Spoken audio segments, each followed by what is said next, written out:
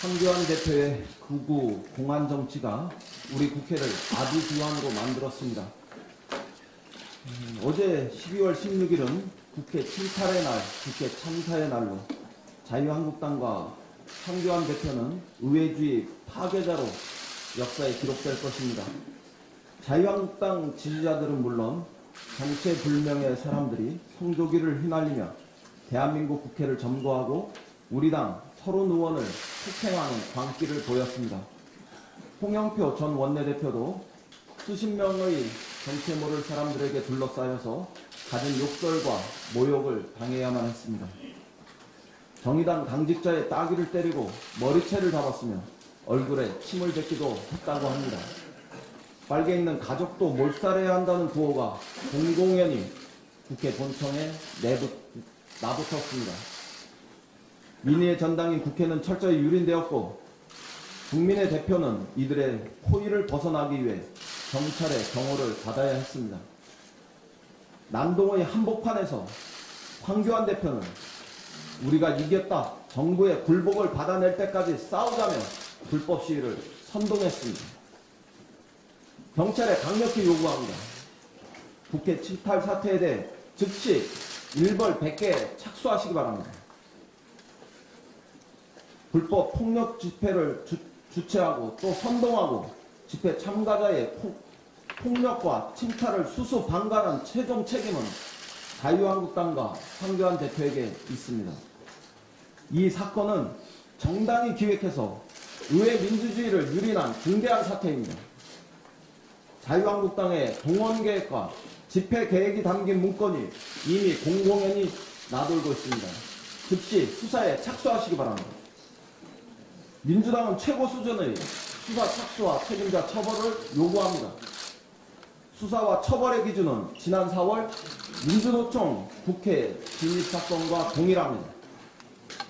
당시 황교안 대표는 엄정한 법 집행을 주장했고 이주영 국회 부의장은 민주주의 최후의 보루라고 할 수 있는 국회가 위협받지 않도록 강력한 대처를 주장했으며 전희경 대변인은 대한민국 법치의 담장이 무너졌다. 관용을 베풀어선 안 된다.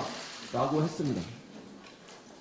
당시 검찰은 담장을 허물기 전에 이미 경찰에 연행된 민주노총 위원장을 불법 집회를 연 최종 책임을 물어 징역 4년을 구형했고 황교안 대표는 당연한 결정이라고 했습니다.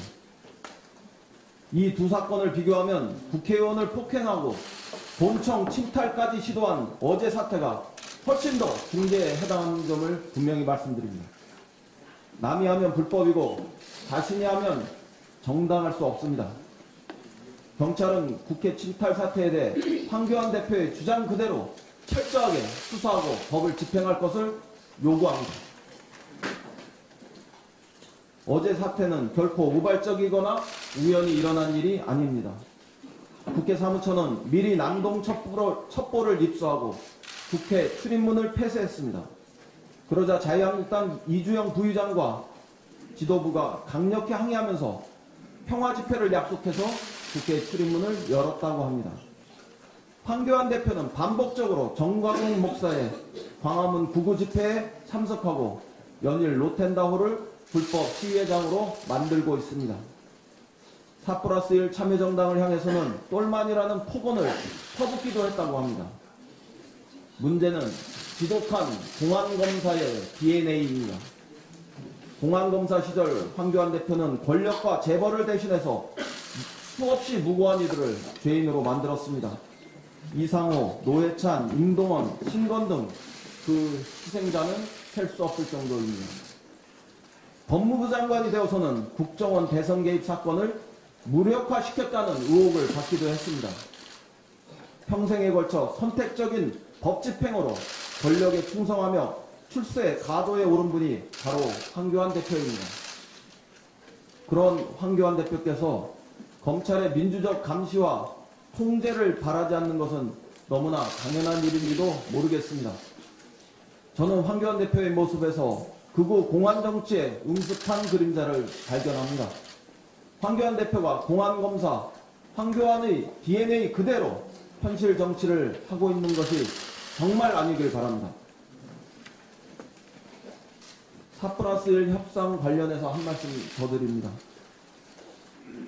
우리가 조속히 협상을 타결해서 국회를 구구의 광기에서 구출할 수 있어야 한다고 생각합니다. 어제도 본회의장의 문은 열리지 못했습니다. 선거법은 고사하고 예산 부수 법안과 민생 법안조차 단 한 건도 처리할 수 없었습니다. 자유한국당은 두 차례에 걸친 교섭단체 협상에 불참했습니다. 대신 국회에는 하루 종일 불법과 폭력만 난무했습니다. 그들은 패스트트랙 절대 반대, 결사 저지를 외치면서 다른 정당 사람들을 빨갱이, 간첩이라고 공격했습니다. 정말 소름 돋는 일입니다. 다시 개혁입법의 의미와 가치를 초심에서 되새겨야 합니다. 국회를 극우의 광기에서 지키기 위해서라도 대표성과 비례성을 높이자는 그 초심을 잃고 거꾸로 개혁을 훼손하는 일은 우리가 절대로 해서는 안 됩니다. 개혁의 이름을 앞세워 일방에서 무리한 희생을 강요해서도 안 됩니다. 타당의 비례대표 공천을 지극히 제약하는 상황, 지역주의 완화라는 근본 취지를 퇴색해 하는 석패율제는 재고해 줄 것을 거듭 요청합니다. 대의를 살리고 민의를 반영하려는 민주당의 노력을 왜곡하는 정치 공방을 자제해 주실 것도 요청합니다. 민주당은 정치개혁의 초심을 되새기며 우리의 원칙을 지키고 고심하고 또 관철하겠습니다. 일방적인 양보 요구는 시급하기만 한 우리 개혁의 시간을 늦출 뿐입니다. 자유한국당이 개혁을 저지하기 위해 불법적으로 국회 점거를 시도하는 그야말로 사상 초유의 엄중한 정치 상황입니다. 이러한 때에 4+1 협의체가 초심을 잃고 정체되고 있어서 말할 수 없이 안타깝습니다. 이제 모두 개혁하고자 했던 우리의 초심으로 돌아갑시다. 국회가 다시 개혁을 향해 전진할 수 있도록 4+1 참여정당 정치그룹 모두의 깊은 성찰과 전형적인 태도의 접근을 요청드립니다.